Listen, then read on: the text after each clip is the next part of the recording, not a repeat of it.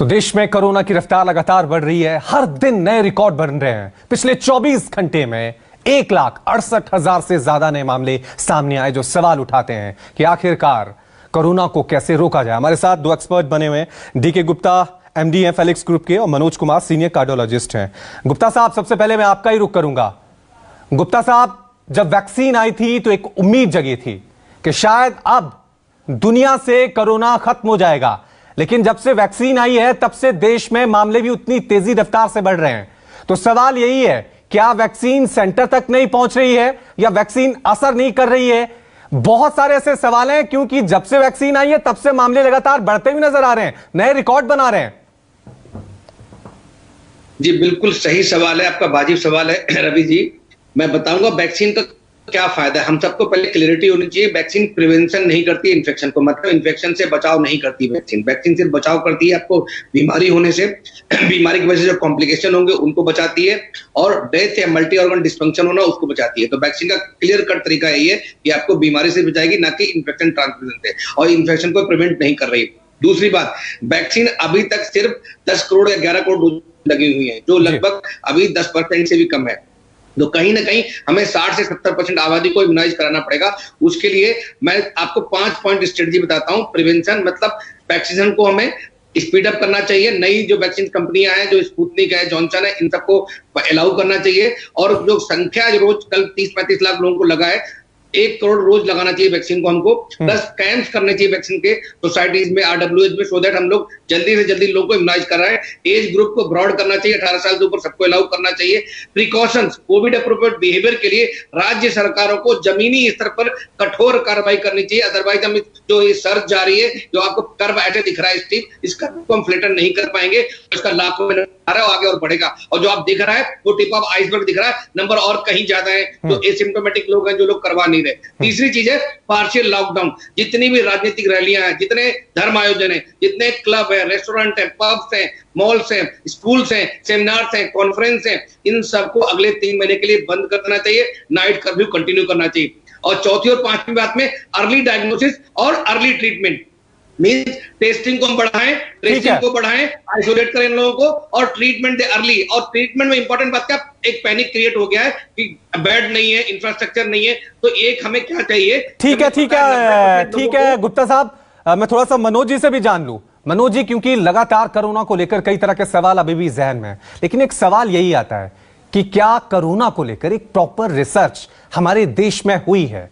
ये कोरोना क्या है? ये नेचुरल है, ये ह्यूमन मेड है? इसके सिम्टम्स को लेकर हर 1 महीने बाद नई नई बातें सामने आती हैं कि कभी स्मेल चली जाएगी, कभी सांस रुकेगी, हर दिन नए सिम्टम्स सामने आते हैं। आपको लग रहा है कि प्रॉपर रिसर्च, इस देश के वैज्ञानिकों को एक श्वेत पत्र जारी करना चाहिए कोरोना को लेकर, क्योंकि इसके बारे में जानकारी नहीं है और हम अलग अलग उपाय कर रहे हैं, जल्दी से लॉकडाउन लगा दो, ये कर दो, वो कर दो, और कोरोना उतनी रफ्तार से आगे बढ़ रहा है। जी, मैं आपकी बात से बिल्कुल सहमत हूं कि बहुत सारी चीजें जो हैं वो रैपिडली चेंज हो रही है, या हम कहें इस तरह से कि कोरोना का साइंस इवॉल्व हो रहा है। बट ऐसा नहीं है कि हम लोग बिल्कुल अनभिज्ञ हैं और हमारे लोगों को पता नहीं है। जैसे न्यू म्यूटेंट स्ट्रेन जो आए, आपको जो डबल म्यूटेंट स्ट्रेन, वो यूनिक है इंडिया के लिए खास करके। बट हमारे यहाँ कुछ लिमिटेशंस हैं, जैसे जेनोमिक सर्वेलेंस जो हो रहा था वो बहुत कम मात्रा में हो रहा था। और आप देखें, पंजाब से रिपोर्ट आई कि 80% लोग थे, उसमें यूके स्ट्रेन पाया गया। तो जब तक हम जेनोमिक काउंसलिंग ठीक से नहीं करें, ये कंसोर्टियम जो सेंट्रल गवर्नमेंट ने दिसंबर में बनाया है 10 लैबोरेटरीज को लेके, उसमें सैंपल्स को ज्यादा भेजा जाए। तो और जैसा डॉक्टर साहब ने कहा कि और वैक्सीन को भी इंक्लूड करना चाहिए। और सबको पता है कि सुपर स्प्रेडर्स होते हैं, और हम लोग सुपर स्प्रेडर्स इवेंट्स कर रहे हैं।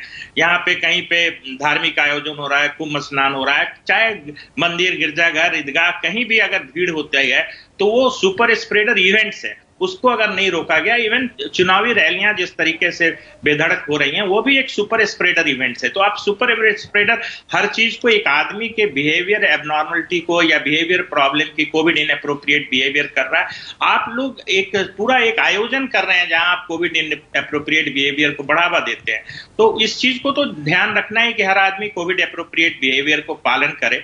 साथ साथ में जो रिसर्च की जरूरत है, अब मैं आपसे बिल्कुल सहमत हूं कि बहुत सारी चीजें जो है हमें पता नहीं है, बट ये निश्चित तौर पे पता है कि जो नया वेव आया है उसकी ट्रांसमिसिबिलिटी 70-80% ज्यादा। आपने देखा होगा कि पिछले हफ्ते में जो केस हुए हैं वो पुराने उससे पिछले हफ्ते से 70% ज्यादा है। तो इतनी तेज रफ्तार से बढ़ रहा है। इसको अगर आप एपिडेमियोलॉजिकल और जो मैथमेटिकल कैलकुलेशंस करेंगे तो उसमें बहुत सारे आप एजम्पशंस लेते हैं, बट ये पक्का है कि हम, और ये जो इवेंट्स जो होता है सुपर स्प्रेडर इवेंट्स, इसके रिजल्ट्स आपको पब्लिक डेटा में आते हैं 4 हफ्ते।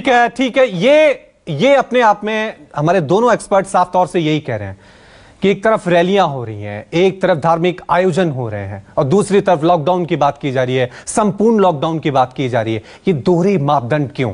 ये सुपर स्प्रेडर एक तरफ है, दूसरी तरफ हम सख्ती की बात कर रहे हैं। ये दोनों चीजें चलेंगी तो हम कोरोना के खिलाफ जंग कैसे जीतेंगे? प्रिवेंशन और ट्रीटमेंट दोनों एक साथ चलने चाहिए। बहुत बहुत शुक्रिया आप दोनों का हमारे साथ जुड़ने के लिए।